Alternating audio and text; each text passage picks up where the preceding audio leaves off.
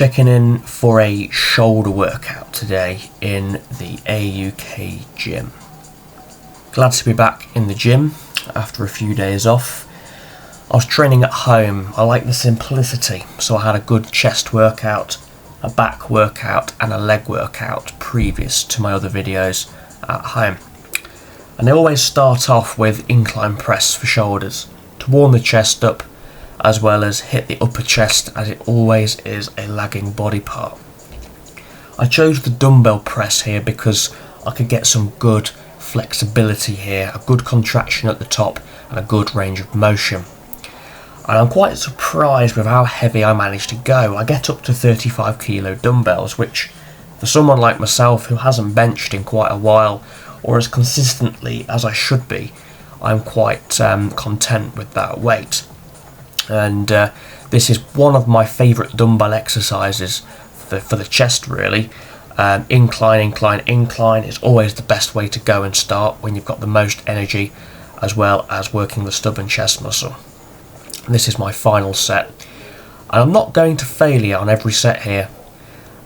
Later in the workout I've got some biceps and triceps, and I'm not going to absolute failure just because I don't want to injure myself, as I've got a big session tomorrow.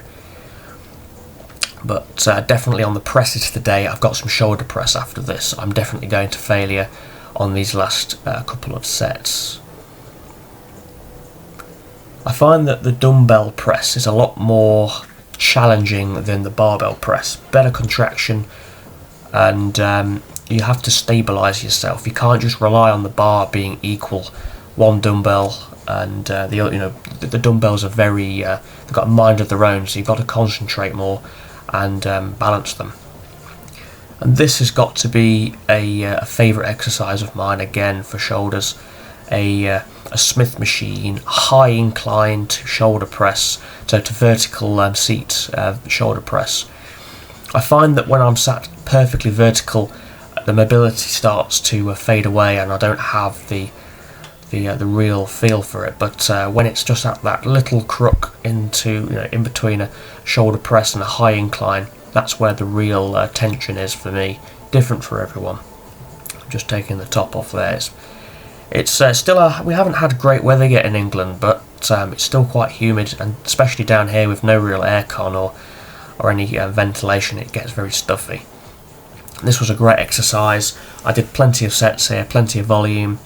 And I found that not going all the way down to the sternum like I am here, I'm just half repping at the bottom, going to a light contraction at the top was the best for the front, the anterior head of the deltoid, for the best squeeze and the best contraction. And this Smith machine, it's seen some life, it's seen some wars, it's probably older than me, times 5. It's really creaky. As soon as you put a 20 kilo plate on one side, the other side lifts up. It's very old, however. The old things are always the best, and especially with this background. What a gym! You've got these bricked up doorways and windows, and old bits around, old pipes sticking out, and cables, and it's such a great atmosphere. So that's my last set of the Smith machine. Then I go on to lateral raises. Definitely a go-to exercise for me for any shoulder day. Ready to put some muscle on the the outer head, so that would be the lateral head of the deltoid. And with these, I like to go with a moderate weight, where it's heavy enough for muscle growth, but it's not too heavy that my form is compromised. I have 2 sets here, where I go up in weight slightly, and then one all-out drop set at the end, where I start with 15 kilo, down to 12.5, down to 10, then down to 7.5 kilograms. And that's the upcoming set here. But this is a great exercise for overall shoulder development. You don't tend to hit the laterals on presses. So this is a standalone isolation exercise that will help put some more roundness and definition and a 3-dimensional look on the outer head of the shoulder. And this is the drop set I'm currently doing. My form isn't 100% textbook. You see, I'm arching a little bit, I'm leaning over a little bit. However, this is allowing me to go to failure, and I believe in the pump. Just like every other bodybuilder, you've got to have the pump. Without the pump, you don't get the blood flow, and without the blood flow, you don't get oxygen to the muscles as they break down. I'm going down to the 10 kilos here, just to get the reps in, just to get more micro tears in the muscles. October is going to be a big month for me. We've just started August, and I've got a big project coming along, which I want to have a little advert for right now. And I'm not into profit, and I'm not into endorsements, but this is something I've been working on behind the scenes for a while now, to give back to the love of bodybuilding and weightlifting. Really, it's a real great sport. But it'll be around October time that'll come out. It's been a great journey right from the first word up until now. I'm up just over halfway, getting it formatted, getting a cover made, getting it edited by myself. I'd like to go through Amazon again. Amazon's been very good to me with sorting out the shipping, sorting out any customer service side. It's been great, so definitely shout out to Amazon there. But this book will be something a little more beefier than the old book. The old book's great. It's still amazing. People are still telling me that it's a nice read.